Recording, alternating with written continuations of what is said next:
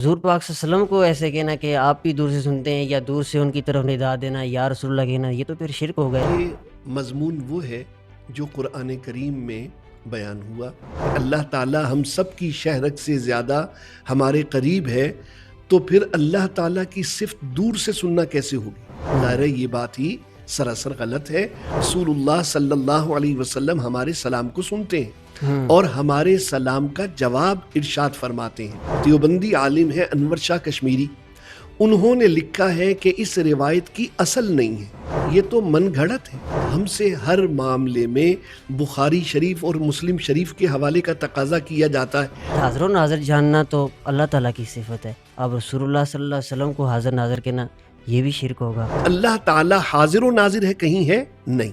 حاضر کا جو حقیقی معنی ہے یہ اللہ تعالیٰ کے لیے استعمال کرنا یہ جائز ہی نہیں۔ اللہ تعالیٰ کو حاضر و ناظر کہے تو کیا اس کی تکفیر کی جائے گی؟ دور سے جو پڑھا گیا درود و السلام ہوتا ہے وہ نہیں پہنچتا، جو روضہ اقدس کے سامنے کھڑا ہو کے پڑھا جاتا ہے اسی کو سنتے ہیں، اور جو دور سے آتا ہے تو وہ فرشتے پہنچاتے ہیں۔ کسی وقت اللہ تعالیٰ نے اپنے حبیب علیہ الصلاۃ والسلام کو کمالات عطا فرمائے ہوں، خوبیاں عطا فرمائی ہوں، اور دور و نزدیک کی آوازیں سننے کی قدرت عطا کی ہو، دور و نزدیک کی چیزیں دیکھنے کی طاقت عطا کی ہو، تو اس کے بعد اللہ تعالیٰ یہ سب خوبیاں حضور سے واپس لے لے گا؟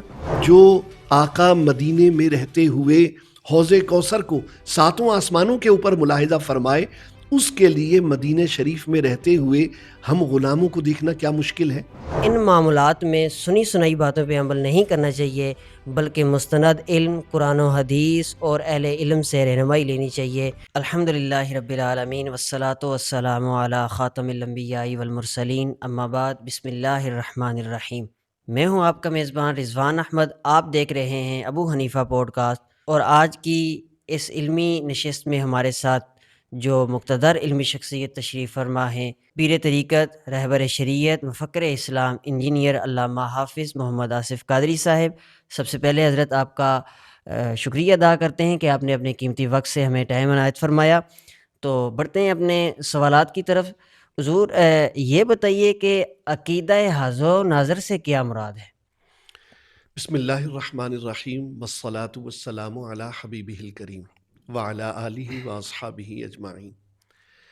حاضر و ناظر نبی کریم صلی اللہ تعالیٰ علیہ وسلم کی صفات میں سے ایک صفت ہے، اور اس کا جو عام طور پر لوگ غلط معنی بیان کرتے ہیں، اہل سنت پر تنقید کرنے کے لیے، ہرگز اس کا وہ معنی نہیں ہے۔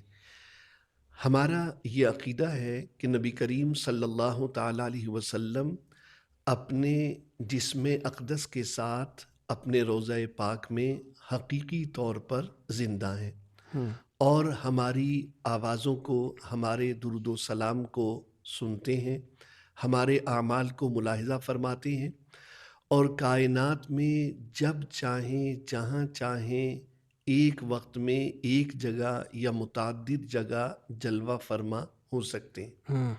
اور یہ مضمون وہ ہے جو قرآن کریم میں بیان ہوا۔ ارشاد ہوا وَيَكُونَ الرَّسُولُ عَلَيْكُمْ شَهِيدًا، یہ رسول تمہارے نگہبان و گواہ ہیں۔ دوسری آیت مقدسہ میں ارشاد ہوا اِنَّا أَرْسَلْنَاكَ شَاهِدًا، رب کریم نے فرمایا اے حبیب صلی اللہ تعالیٰ علیہ وسلم، بے شک ہم نے تمہیں شاہد بنا کر بھیجا۔ شاہد کا معنی کیا ہے؟ جی شاہد کا اردو معنی ہے گواہ۔ جی اور امام رازی رحمۃ اللہ علیہ تفسیر کبیر میں، علامہ سید محمود آلوسی علیہ الرحمہ روح المعانی میں، اور دیگر مفسرین نے لکھا شاہدن علی امتی کا بما یفعلون، نبی کریم صلی اللہ علیہ وسلم گواہ ہیں اپنی امت کے کاموں پر۔ جی اور اس آیت کی تفسیر میں وَيَكُونَ الرَّسُولُ عَلَيْكُمْ شَهِيدًا، علامہ اسماعیل حقی روح البیان میں اور شاہ عبدالعزیز محدث دہلوی رحمۃ اللہ علیہ آپ تفسیر عزیزی میں لکھتے ہیں کہ نبی کریم صلی اللہ تعالیٰ علیہ وسلم اپنے نور نبوت سے ہر دیندار کے درجے کو جانتے ہیں، اس کے ایمان اور نفاق کو جانتے ہیں، ہمارے اعمال، ہمارے افعال، ہماری نیتیں، یہ سب چیزیں نبی کریم صلی اللہ تعالیٰ علیہ وسلم پر ظاہر ہیں۔ تو آقا کریم علیہ الصلاۃ والسلام حاضر و ناظر ہیں، یعنی اپنے روضہ اقدس میں تشریف فرما ہو کر ساری کائنات کو ملاحظہ فرماتے ہیں، جی اور ساری کائنات کے جو لوگ ہیں ان کی باتوں کو سننے کی بھی آپ طاقت رکھتے ہیں۔ جی آپ نے فرمایا کہ حضور نبی کریم صلی اللہ علیہ وسلم اپنے روضہ اقدس میں تشریف فرما ہو کر ساری کائنات کو دیکھ رہے ہیں، سن رہے ہیں، ملاحظہ فرما رہے ہیں۔ دور سے سننا تو اللہ تعالیٰ کی صفت ہے۔ اب حضور پاک صلی اللہ علیہ وسلم کو ایسے کہنا کہ آپ بھی دور سے سنتے ہیں یا دور سے ان کی طرف ندا دینا یا رسول اللہ کہنا، یہ تو پھر شرک ہوگا، اس طرح کا اعتراض کیا جاتا ہے۔ پہلی بات تو یہ ہے کہ دور سے سننا اللہ تعالیٰ کی صفت ہے ہی نہیں، اللہ تعالیٰ کی صفت ہی نہیں ہے۔ کیوں؟ اس لیے کہ کیا اللہ تعالیٰ ہم سے دور ہے؟ قرآن کریم سے پوچھیے، وَإِذَا سَأَلَكَ عِبَادِي عَنِّي فَإِنِّي قَرِيب۔ رب کریم فرماتا ہے اے حبیب جب میرے بندے تم سے سوال کریں کہ میں کہاں ہوں تو فَإِنِّي قریب، میں تو قریب ہوں۔ بے شک۔ پھر رب کریم فرماتا ہے نحن اقرب الیہ من حبل الورید، ہم تو انسان کی شہرک سے زیادہ اس کے قریب ہیں۔ رب کریم فرماتا ہے وَهُوَ مَعَكُمْ أَيْنَمَا كُنْتُمْ، تم جہاں کہیں بھی ہو وہ تمہارے ساتھ ہے۔ تو اللہ تعالیٰ تو ہم سب کے ساتھ ہے، اللہ تعالیٰ ہم سب کی شہرک سے زیادہ ہمارے قریب ہے، تو پھر اللہ تعالیٰ کی صفت دور سے سننا کیسے ہوگی؟ دور سے سننا تو اللہ کی صفت ہی نہ ہوئی، بالکل۔ قریب سے سننا اللہ کی صفت ہوئی۔ جب دور سے سننا اللہ تعالیٰ کی صفت نہیں ہے تو نبی کریم صلی اللہ علیہ وسلم کے لیے دور سے سننے کی صفت ماننا یہ شرک کیسے ہوگا؟ ظاہر ہے یہ بات ہی سراسر غلط ہے۔ قرآن کریم سے یہ ثابت ہے کہ دور اللہ نہیں ہے، نہ ہی دور سے سننا اللہ تعالیٰ کی صفت ہے۔ اب دیکھیے کہ نبی کریم صلی اللہ تعالیٰ علیہ وسلم جو ہمارے درود و سلام سنتے ہیں، زیادہ اختلاف تو یہیں سے پیدا ہوتا ہے۔ خود آقا کریم علیہ الصلاۃ والسلام کی تعلیم کیا ہے؟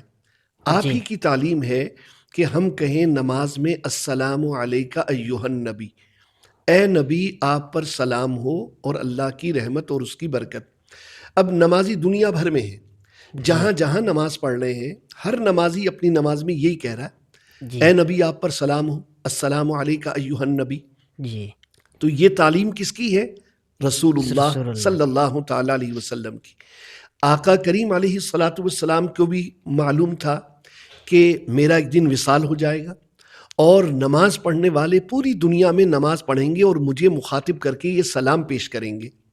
تو آپ نے اس کے باوجود یہ ہمیں تعلیم دی تاکہ ہمارا عقیدہ درست رہے کہ جب ہم سلام پیش کرتے ہیں تو رسول اللہ صلی اللہ علیہ وسلم ہمارے سلام کو سنتے ہیں اور ہمارے سلام کا جواب ارشاد فرماتے ہیں۔ اگر ایسا نہ ہو تو پھر سلام کرنا بیکار ہو جائے۔ اب یہاں وہ سوال مت کیجیے گا کہ یہ تو حکایتاً ہے، وہ معراج کی رات کوئی ایسا واقعہ ہوا تھا جس میں التحیات للہ والصلوات والطیبات یہ حضور نے عرض کیا تھا تو اللہ تعالیٰ نے السلام علیکہ ایہا النبی فرمایا تھا۔ اس کے بارے میں خود جو دیوبندی عالم ہے انور شاہ کشمیری، انہوں نے لکھا ہے کہ اس روایت کی اصل نہیں ہے، یعنی یہ روایت جو ہے یہ تو من گھڑت ہے، اس کی اصل ہی نہیں ہے۔ جو روایت اصل ہی نہ رکھتی ہو اس کی بنیاد پر کہا جائے کہ جی یہ حکایتاً کہا جائے تو یہ بات کیسے مناسب ہے، جبکہ ہم سے ہر معاملے میں بخاری شریف اور مسلم شریف کے حوالے کا تقاضا کیا جاتا ہے، اور آپ ایک بے اصل اور بے سند روایت لے کر بتائیں کہ جناب یہ حکایتاً کہنا ہے؟ بالکل نہیں۔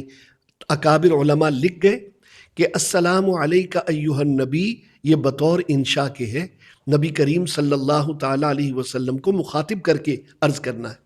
ایک حدیث پاک اور کہ رسول اللہ صلی اللہ علیہ وسلم نے خود اپنی امت کو یا رسول اللہ کہنے کی تعلیم دی۔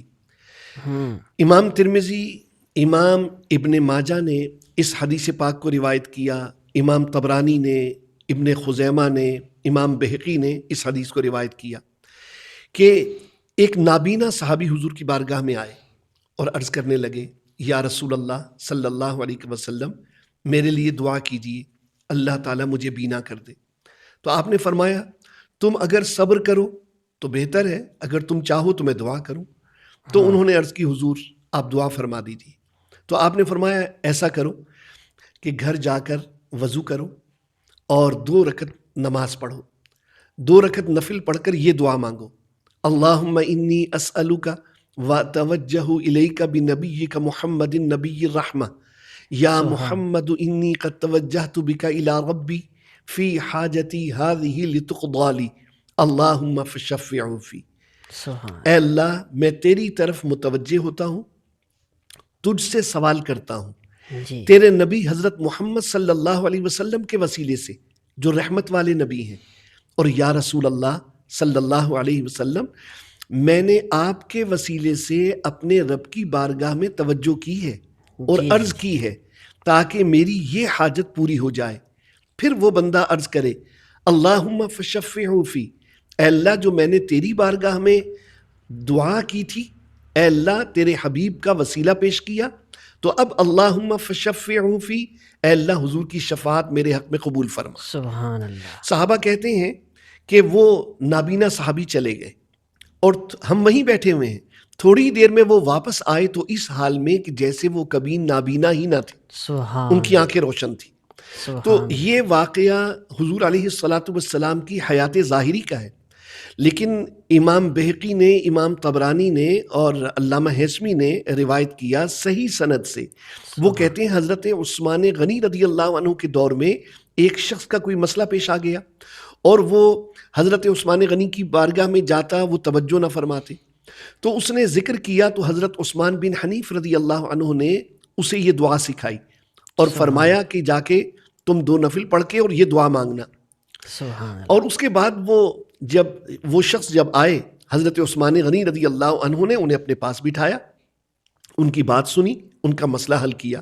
جب وہ باہر نکلے تو وہ حضرت عثمان بن حنیف سے کہنے لگے کہ بہت شکریہ، آپ نے میری سفارش کی ہوگی، میرا ذکر کیا ہوگا، آج تو امیر المومنین نے مجھے پاس بلایا اور میری ساری بات سن لی۔ تو انہوں نے کہا کہ خدا کی قسم میں نے کوئی آپ کا ذکر نہیں کیا، نہ سفارش کی۔ اصل میں یہ حدیث پاک پھر انہوں نے سنائی کہ ایک نابینا صحابی کو جب رسول اللہ صلی اللہ علیہ وسلم نے یہ دعا سکھائی تھی جس میں یا رسول اللہ پکارنے کا ذکر ہے، یا محمد انی قد توجہت بک الی ربی، تو میں نے وہ دعا آپ کو سکھائی اور اس دعا کی برکت سے آپ کا یہ مسئلہ حل ہو گیا۔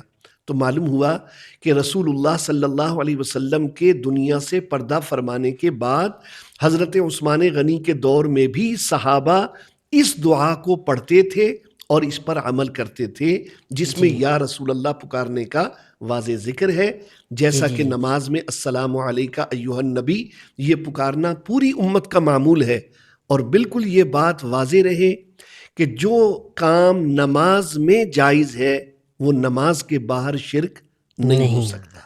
ماشاءاللہ، بہت پیاری حدیث مبارکہ ہے۔ اس سے تو ان کو بھی جواب مل جاتا ہے کہ جو یہ ذہن رکھتے ہیں کہ جی ہم وہی کام کرتے ہیں جس کا حضور پاک صلی اللہ علیہ وسلم نے حکم دیا ہو یا صحابہ نے کیا ہو۔ تو یہ فرمائیے کہ اعتراض کیا جاتا ہے اس بات پر بھی کہ حاضر و ناظر جاننا تو اللہ تعالیٰ کی صفت ہے، اب رسول اللہ صلی اللہ علیہ وسلم کو حاضر ناظر کہنا یہ بھی شرک ہوگا، اس بارے میں کیا کہیں گے؟ دیکھیے، اللہ تعالیٰ کے اسماء حسنی احادیث مقدسہ میں آئے، قرآن کریم میں آئے۔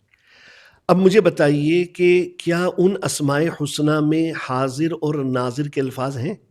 جبکہ حاضر کا لفظ بھی عربی کا ہے اور ناظر کا لفظ بھی عربی کا ہے۔ اس کے باوجود یہ دونوں الفاظ آپ کو اللہ تعالیٰ کے اسماء حسنی میں نہیں ملیں گے۔ اللہ تعالیٰ سمیع و بصیر ہے، اللہ تعالیٰ علیم و خبیر ہے، لیکن اللہ تعالیٰ حاضر و ناظر ہے کہیں ہے نہیں۔ اس کا سبب کیا ہے؟ اس کا سبب یہ ہے کہ حاضر کا معنی کیا ہے؟ الموجود فی المکان، اور اللہ تعالیٰ مکان میں ہونے سے پاک ہے، اس لیے حاضر کا جو حقیقی معنی ہے یہ اللہ تعالیٰ کے لیے استعمال کرنا یہ جائز ہی نہیں۔ اسی لیے فتاوی شامی میں یہ ذکر آیا کہ کوئی شخص اگر اللہ تعالیٰ کو حاضر و ناظر کہے تو کیا اس کی تکفیر کی جائے گی یا تعویل کی جائے گی؟ تو کہا گیا تعویل کی جائے گی، اس لیے کہ اس کو علم نہیں ہے، وہ جاہل ہے، اللہ تعالیٰ کی صفات کا جاننے والا نہیں ہے، اسی لیے وہ اللہ تعالیٰ کو حاضر و ناظر کہہ رہا ہے۔ اس لیے کہ حاضر الموجود فی المکان یہ اللہ تعالیٰ کی صفت نہیں ہو سکتی، اور اسی طرح ناظر یہ جو آنکھ کی پتلی، آنکھ میں ایک دائرہ ہے کالا سا، یہ ناظر ہے جس سے نظر کا لفظ کہا جاتا ہے۔ تو جناب یہ آنکھ کی پتلی کے ذریعے دیکھنا یہ ناظر ہے. یہ ناظر تو ہے. اللہ تعالیٰ حقیقی معنی میں حاضر ہونے سے پاک، ناظر ہونے سے پاک. نبی کریم صلی اللہ تعالیٰ علیہ وسلم آپ حاضر بھی ہیں اور آپ ناظر بھی ہیں.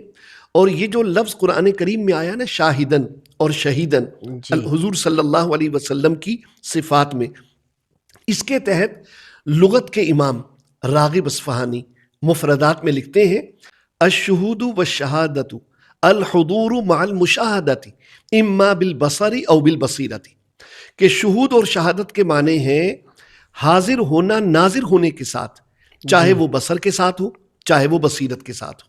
جی اسی لیے گواہ کو بھی حاضر و ناظر کہا جاتا ہے، کیونکہ جو مشاہدہ اسے حاصل ہوتا ہے وہ اس مشاہدے کو بیان کرتا ہے. اس لیے رسول اللہ صلی اللہ علیہ وسلم کو حاضر و ناظر کہنا کسی صورت میں شرک نہیں ہے، کیونکہ حقیقی معنی میں حاضر و ناظر ہونے کا اطلاق بندے پر جائز ہے، اللہ تعالیٰ کے لیے جائز نہیں. جی جی. اچھا، یہ بھی بعض لوگوں کی طرف سے اعتراض کیا جاتا ہے کہ حضور پاک صلی اللہ علیہ وسلم کے جو صفات و کمالات ہیں وہ صرف ان کی ظاہری حیات تک ہی محدود ہیں. بعد وفات حضور پاک صلی اللہ علیہ وسلم کے لیے وہ صفات و کمالات نہیں رہتے، یا دور سے جو پڑھا گیا درود السلام ہوتا ہے وہ نہیں پہنچتا، جو روضہ اقدس کے سامنے کھڑا ہو کے پڑھا جاتا ہے اسی کو سنتے ہیں، اور جو دور سے آتا ہے تو وہ فرشتے پہنچاتے ہیں. اب دیکھیے یہ بات کسی صورت مناسب نہیں ہے، اس لیے کہ پہلے قرآن کریم کی آیت مقدسہ وَلَلْآخِرَةُ خَيْرٌ لَكَ مِنَ الْأُولَى، سورہ والضحیٰ کی مشہور آیت ہے کہ اللہ رب العزت نے ارشاد فرمایا اے حبیب ہر آنے والا لمحہ آپ کے لیے پہلے لمحے سے بہتر ہے. سبحان اللہ. اب مجھے بتائیے کہ کسی وقت اللہ تعالیٰ نے اپنے حبیب علیہ الصلاۃ والسلام کو کمالات عطا فرمائے ہوں، خوبیاں عطا فرمائی ہوں، اور دور و نزدیک کی آوازیں سننے کی قدرت عطا کی ہو، دور و نزدیک کی چیزیں دیکھنے کی طاقت عطا کی ہو، تو اس کے بعد اللہ تعالیٰ یہ سب خوبیاں حضور سے واپس لے لے گا؟ تو یہ قرآن کریم کی اس آیت کے خلاف ہے. وَلَلْآخِرَةُ خَيْرٌ لَكَ مِنَ الْأُولَى، یہ اللہ تعالیٰ کا وعدہ میرے اور آپ کے لیے نہیں ہے، اپنے حبیب علیہ الصلاۃ والسلام کے لیے ہے کہ اے حبیب ہر آنے والا لمحہ آپ کے لیے پہلے لمحے سے بہتر ہے. اب پہلے لمحے میں حضور کو کیا عطا ہوا؟ بخاری شریف کی حدیث پاک ہے، آپ نے صحابہ سے ارشاد فرمایا اے میرے صحابہ میں تم پر گواہ ہوں، تمہارا پیشرو ہوں، اور میرے اور تمہارے ملنے کی جگہ قیامت میں حوض کوثر ہے. پھر آپ نے ارشاد فرمایا واللہ لانظر الی حوض الان، میں اب بھی اپنے حوض کو دیکھ رہا ہوں. یہ حوض کوثر کہاں ہے؟ ساتوں آسمانوں سے اوپر جنت، جنت میں حوض کوثر. اور آقا و مولا صلی اللہ علیہ وسلم مدینہ شریف میں کھڑے ہیں اور فرما رہے ہیں میں اب بھی اپنے حوض کو دیکھ رہا ہوں. اب مجھے بتائیے کہ اس زمین سے آسمان تک جتنا فاصلہ ہے، اتنی ہی پہلے آسمان کی موٹائی، اتنا ہی ہر دو آسمانوں کے درمیان فاصلہ، اتنی ہی ہر آسمان کی موٹائی، جو کہ حدیث شریف میں 500 نوری سال بیان ہوئی. تو آپ دیکھیے کہ 7000 نوری سال سے زیادہ کا فاصلہ ہے جنت میں کم از کم. اور اس کے بعد جنت ہے، اس میں حوض کوثر ہے، اور آقا کریم علیہ الصلاۃ والسلام مدینہ شریف سے حوض کوثر کو ملاحظہ فرما رہے ہیں. تو جو آقا مدینے میں رہتے ہوئے حوض کوثر کو ساتوں آسمانوں کے اوپر ملاحظہ فرمائے، اس کے لیے مدینہ شریف میں رہتے ہوئے ہم غلاموں کو دیکھنا کیا مشکل ہے. یقیناً یہ کوئی حضور علیہ الصلاۃ والسلام کے لیے جو ہے ناممکن بات نہیں ہے. پھر آقا کریم علیہ الصلاۃ والسلام کا جو دنیا میں مقام ہے، بخاری شریف میں حدیثیں موجود ہیں، آپ نے نماز پڑھائی، نماز کے بعد ارشاد فرمایا اے میرے صحابہ نماز میں رکوع اور سجود اچھی طرح ادا کیا کرو، فواللہ ما یخفى علی رکوعکم ولا خشوعکم وانی لاراکم من وراء الظہر.